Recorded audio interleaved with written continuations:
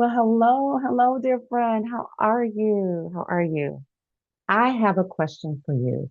Are you always running on empty? Even if you've had a full night's sleep? Well, feeling constantly drained it can be more than stress. It's a common experience for neurotypical wives in neurodiverse marriages. It really is. So in the next few minutes, I'll explain why all of this happens and what it looks like day to day. And yeah, what you can absolutely do about it. Before we get into all that, let me introduce myself and welcome you in. My name is Olivia Hall, and I've been in a neurodiverse marriage for over 25 plus years.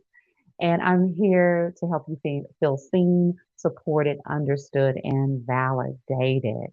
And I welcome you in. And for those of you, if you're watching, welcome back. I'm so glad to see you. I'm really glad to see you. So, feeling chronically exhausted doesn't mean you're failing. It really doesn't. And it doesn't mean that, you're this shell of a woman. You're just you're a weakling. It doesn't mean any of that. And it doesn't mean your marriage is beyond repair. It really doesn't. Many neurotypical wives in marriages where you're married to a man on the autism spectrum, they carry a hidden weight, right? And a mix of emotional labor, hypervigilance, and constant adjustment that builds slowly over time, right?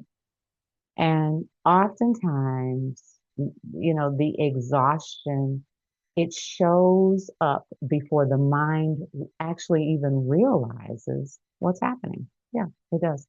Um, your body tells you something is off long, long before words can even describe it. So recognizing this isn't self-indulgent, it's just the first step towards clarity and calm. That it is.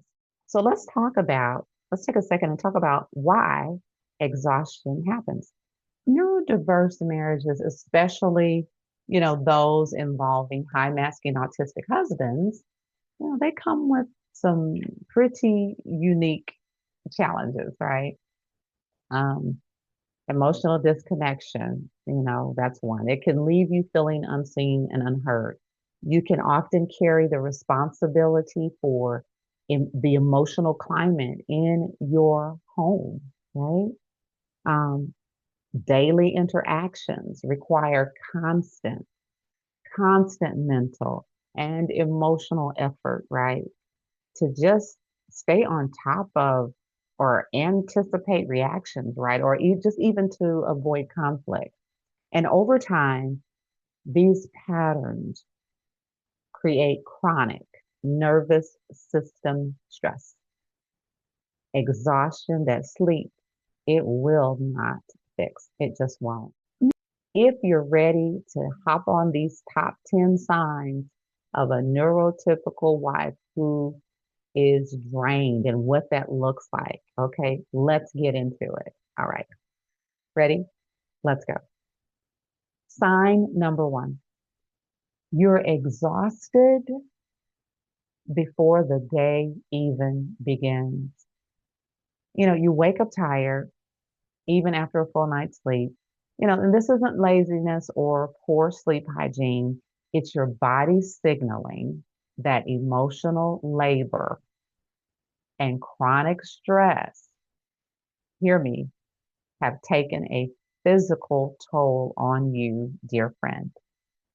Okay, that's sign number one. Sign number two, every conversation requires extra energy. Simple discussions, like just simple everyday discussions with your husband, it just leaves you mentally and totally drained, right?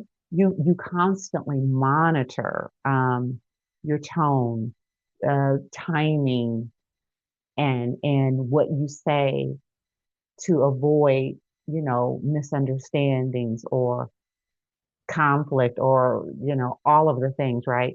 Even just normal, neutral interactions with your husband can feel like work, right? So that's number two. Um, let's go on to sign number three. Emotional hypervigilance. You notice small shifts in mood. You notice facial expressions, or words.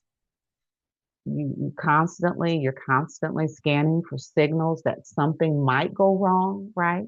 I mean, you're like juggling plates. You're like managing all of these things, right? This is hypervigilance. Hypervigilance. That's what this is. And it keeps your nervous system in a state of alert, right? You're like, what's next? And you're trying to manage all those things, right? So that's number three, emotional hypervigilance. That's a hard word to say. Okay, let's keep going. Sign number four, self-doubt overshadows confidence. You second guess your perceptions. You second guess yourself. You wonder, am I overreacting? Am I being extra? Am I being too dramatic?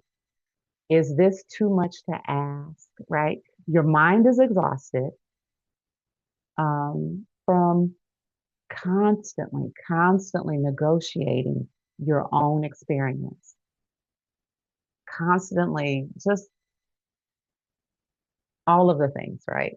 Okay, let's keep going. I was going to say something else, but let's keep moving. Sign number five, you neglect your needs to keep things running smoothly. You put your own self care, emotional expression, and energy last. And a lot of times without realizing it, your nervous system, it has been conditioned to prioritize harmony over your own needs. Sign number six, physical symptoms start to show up. Mhm. Chronic exhaustion often comes with brain fog, number one. Number two, headaches or migraines. Number three, digestive issues. Number four, muscle tension or pain, right? Or you end up with frequent colds. You get sick quicker, right? Right. And these aren't random. Your body is literally carrying stress from, this unrelieved emotional load that you carry every single day, right? For me, stress, it shows up almost immediately for me in my neck and in my shoulders. One of the things that helped me most is having like a simple at home way to just kind of release that tension, right? It's tough and I feel it right here and in the back of my neck. So one of the tools, and I'll just share this with you, then we'll go on to number seven, but let me just share this with you. It's a tool that I use regularly. It's a neck massager and I bought it on Amazon. I'll put a link in the description and you can scan it right here. I'll leave a QR code too. But I bought it and what I like about it, there's heat and it kind of starts to relax your muscles. I love it. And I love the fact that I can use it at home, right? Without having to go to, schedule an appointment at the spa, which I do like doing that too. I really do. So I thought I would just share that with you. Let's keep going. Number seven, you feel isolated even when not alone. Even when you're not alone, you feel isolated. You can be in the same room, even in the same bed, yet you feel like you're managing everything alone. Emotional loneliness, it compounds physical and mental fatigue. It does. It just stacks on top of it. It just keeps going, right? All right. Sign number 8. You carry the emotional burden of the household. Now, this may not be you. I mean, it may not be every single woman, everybody's um, marriages and lives are different, right? But, this is one of the signs. You smooth over conflicts, you anticipate reactions, you manage moods, and you do this unconsciously. I mean, you're conditioned, so you just do it. You just snap into it. And this emotional labor is so exhausting. And a lot of times other people, they don't see it. They don't see all the mental calisthenics and emotional calisthenics that you have to do, right? Okay, let's get on to number 9. Sign number 9. Small problems feel massive, right? Because your nervous system it's already taxed. It's already at the limit. So even small disagreements with your husband or minor inconveniences, they can really feel really overwhelming, right? And your emotional tank is depleted before the day even begins. Are you shaking your head? Yeah. Okay. Okay, here we are. We're finally at sign number 10. You're here, dear friend, because you're seeking answers. And the very fact that you clicked on this video shows your inner awareness that something is not sustainable. This cannot keep going on. This cannot continue. And so recognition really is the first step towards creating clarity. And it's the first step towards, creating calm. Well, chronic exhaustion in neurodiverse marriage is real. It certainly is. It's not laziness. It's not any of those things that people want to label it. It's that total cumulative impact of emotional labor, hypervigilance, and that lack of emotional connection with your husband. It's all of that in this big ball, right? And the first step to change it is understanding your experience and giving it a name. Yeah. Validation and gentle strategies for creating boundaries for calm. Okay. And, if this particular video resonated with you and you're like, as I've read some of these signs, you're like, oh, that's me. Yep, that's me. That's me. I want you to hear this. You're not failing. You're not a horrible wife or person. You're not asking for too much, dear friend. Um, and you're not weak for feeling drained. Not at all. No. Your exhaustion is a signal to take a breath, to pause, take a beat, validate your experience, and take some very gentle steps towards calm, towards clarity.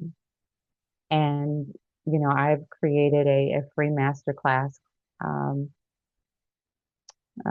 just for you. It's called Clarity and Calm Method Masterclass. And, um, if you are interested in wanting to take another step further and you can do that. You can do that with me. And I'll leave a link below in the description. Um, I want you to grow. Um, I want you to know that you are seen, that you are understood here in this community. And I want to validate what you're going through. You are not alone, and you don't have to carry this in silence anymore. Well, I'm so glad it's been wonderful chatting with you. And before you leave, I always have to look. Don't leave before checking out this next video. And I'll see you in that video. See you next time.